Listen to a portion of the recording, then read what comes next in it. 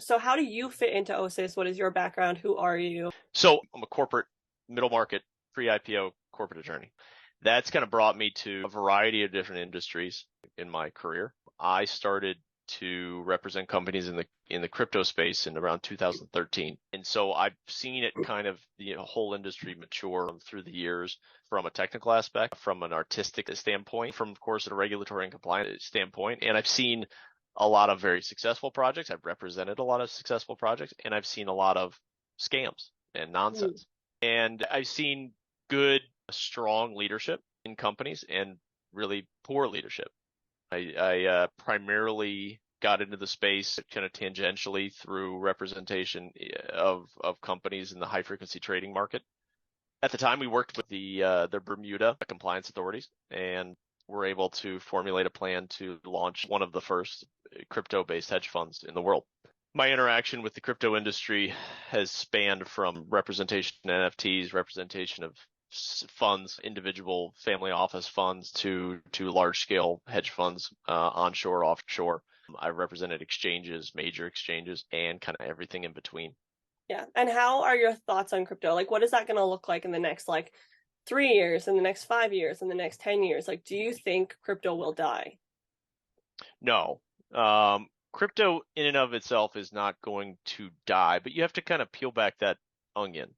When you talk about crypto, and it's kind of used as an umbrella term, you're talking about a variety of warring worlds that exist right now, because you have essentially these various enclaves. You have the NFT maximalists, you have the Bitcoin maximalists, you have the Ethereum maximalists that think that they're part of the Bitcoin community, and then you have kind of this like what they call shitcoin maximalists that exist as like, well, we're just going to create any coin we want anywhere in the world and act like it is above the law to one extent or another, but also try to traipse into places where regulation and compliance is very high. And there's also the dichotomy between doing business in the United States and under the regulatory umbrella of the SEC and the CFTC versus your offshore jurisdiction companies and coins that in many times fall outside of the jurisdiction of the United States. So where do NFTs fit into that? Like, what does that look like in the crypto world? So NFTs to a large extent kind of started out with this idea of tokenizing art to one extent or another, or tokenizing a elemental chain of the blockchain, and grew into essentially people creating anything and putting it up on OpenSea, which was the predominant purveyor of NFTs, and kind of this bubble being created, right? And that's basically what was created. And people cite a lot of the bigger NFT projects. You have your Bored Ape Yacht Club, you have on the Ethereum blockchain, or you have like DeGods on Solana blockchain. And everybody kind of saw those and were like, well, we're going to be the next one. And then they just started throwing stuff at it. And the idea was that they would create these communities. So there was a lot of excited people who were constantly looking for the next 1000x thing. And so they would create these Discord communities and these Twitter communities, and they would hype up a project. And initially those projects were hyped just purely based on the community behind them. And in essence, if I'm looking at it from the SEC's standpoint, they were basically just the embodiment of a pump and dump scheme, each and every one of them.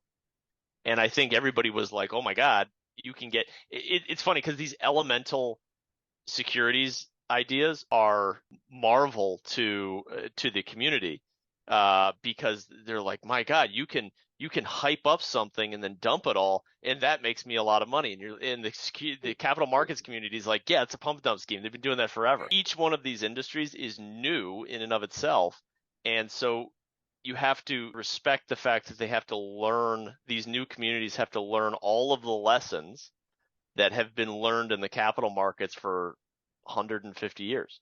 The crypto market, the NFT market, everything has to learn what a Ponzi scheme is, has to learn what a pump and dump scheme is, has to learn what all these things are, has to learn what front running is. We just saw that with over leveraging an asset. We just saw that with FTX. A lot of these concepts don't occur to one extent or another in the capital markets anymore because there's regulation in place.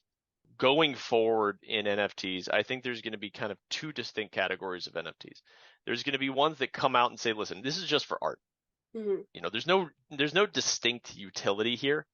There's going to be the other part where there's actual utility. One of the NFT utilities that OSIS and I talked about before was some kind of deployment of NFTs in the property title market Mm-hmm. to utilize an NFT in furtherance of identifying properties or title on the blockchain. And that is pure utility. Now, what that community is going to have to watch out for is the regulatory nature of how that all must go. And so they have to employ a lot of attorneys and employ a lot of accountants and make sure that they're dotting their I's and doing all that kind of stuff. Your NFTs in furtherance of corporate growth and NFTs in furtherance of art. It's the weird purgatory nature of the two that gets people in trouble. So moving on into OSIS, what about OSIS is going to bring in those people, whereas something that's been around for a couple of years? Well, I think one of the barriers to entry in the past has been the speed at which the technical know-how and the speed at which one could tokenize an asset, regardless of what it was. And that's always been something that it discouraged those with creative talent and asked entrepreneurs and those with a centralized and focused idea to step outside of their realm of competence. What OSIS is doing in furtherance of streamlining that process and making it very quick is really encouraging a lot of projects, a lot of places, and reducing those barriers to entry to get into the crypto space and the blockchain environment. And I think the growth of OSIS will be seen through a variety of businesses coming on the platform, interacting in a generally decentralized manner, and then expanding globally.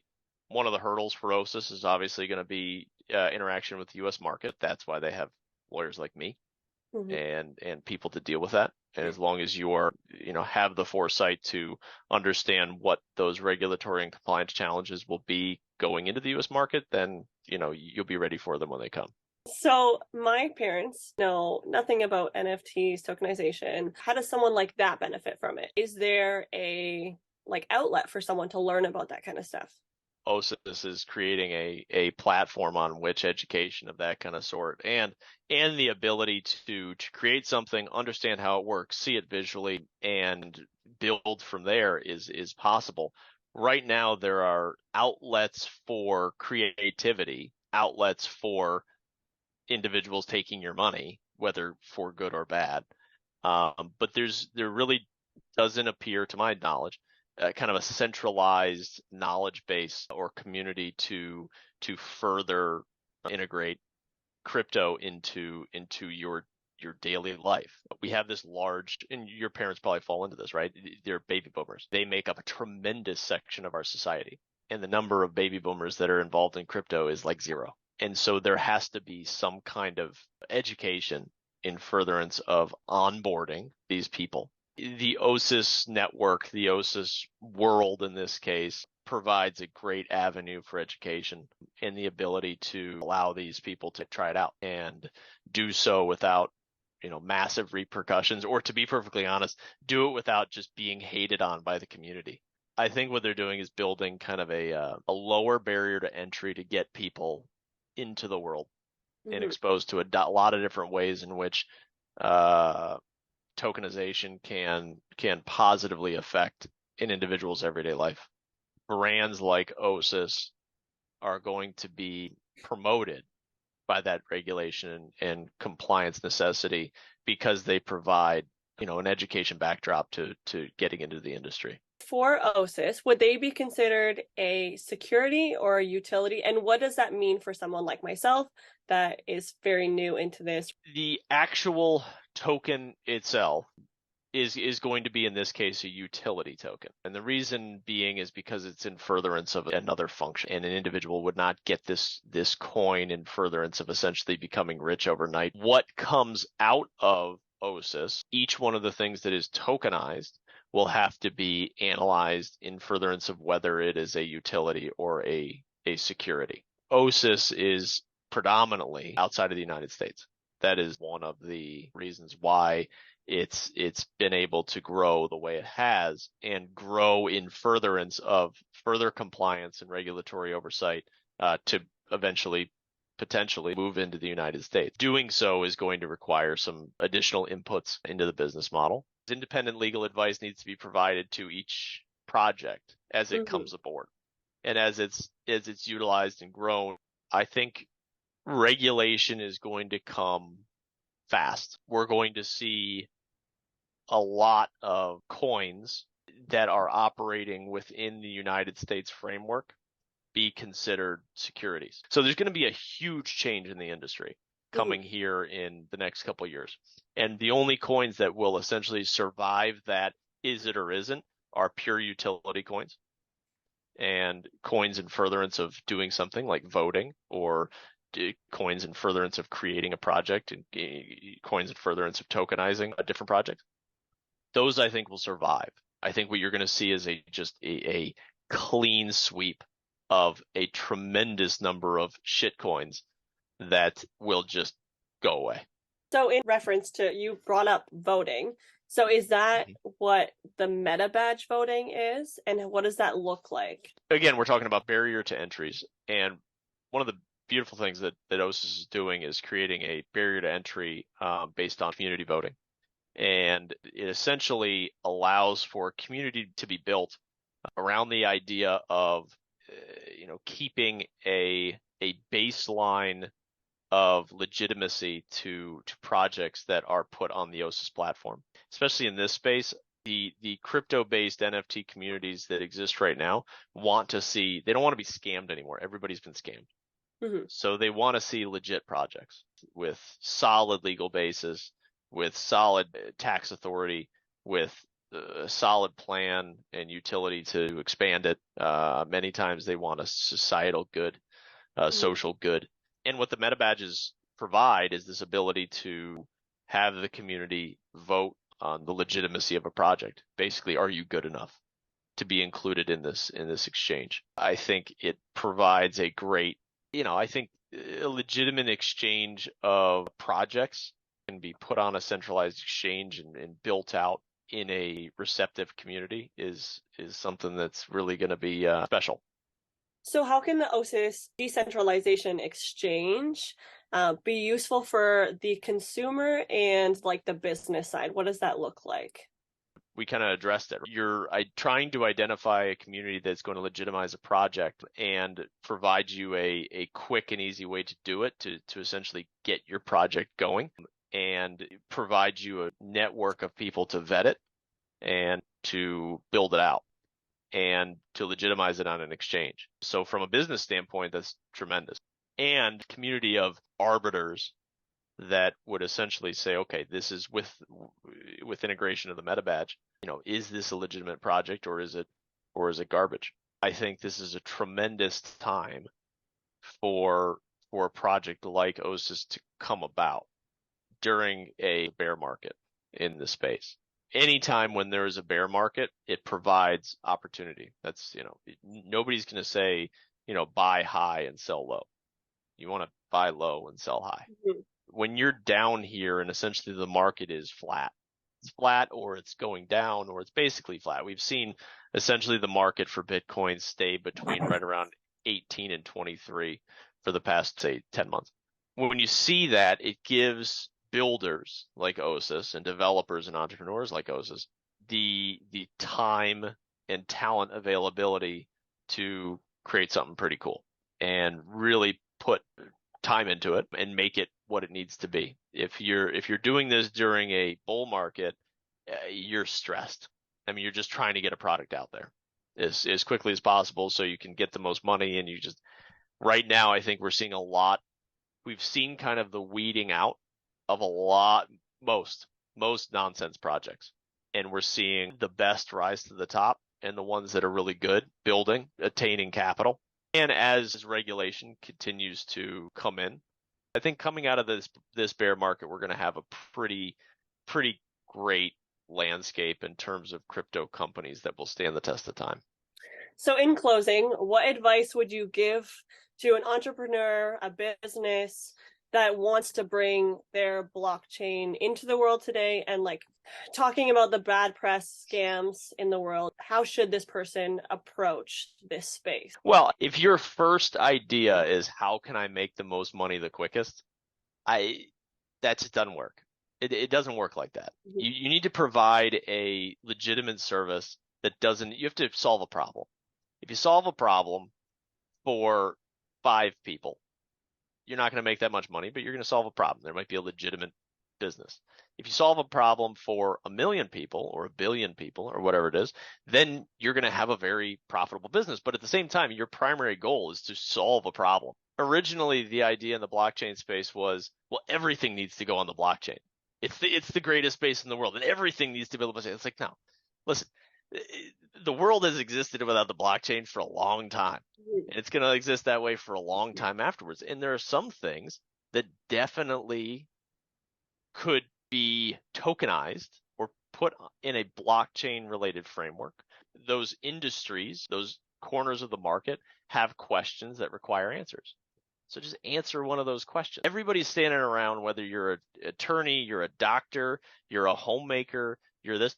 Every one of them is just sitting there and just like, listen, I don't need another project. I just need to make my life easier. Can you make a product that makes their life easier? So that's kind of the primary question that I always say to entrepreneurs. Why do I care? The good ones can answer it. Boom. Usefulness, utility is the primary backstop. Stay within your realm of competence. That's the other thing. I've been talking about this whole time. You know, don't, if you're fresh out of college and you're going to tell me that aeronautical engineering is required on the blockchain, don't go try to raise money for that, because legitimate people, and that's what's going to come out of this bear market, is capital market intensive VCs that are going to analyze projects and do the due diligence necessary to vet all the bullshit, or at least 90% of it. I'm hoping the days of nonsense are coming to an end. Don't be the 22-year-old kid who thinks he's going to know everything. Now you got to be able to sell yourself. Strap on the suit, put a good pitch deck together, and go get real money. And listen, all of this requires a facilitation engine. It requires you have a good idea, you're able to present yourself well, you're within your area of competence, you facilitate the answer to a question that needs answering. Now I need to do it. Now I need to have a community that supports me. That's OSIS. Yeah. And that's why I think of the projects that exist in the real verse and metaverse, that OSIS is going to be a company that stands the test of time.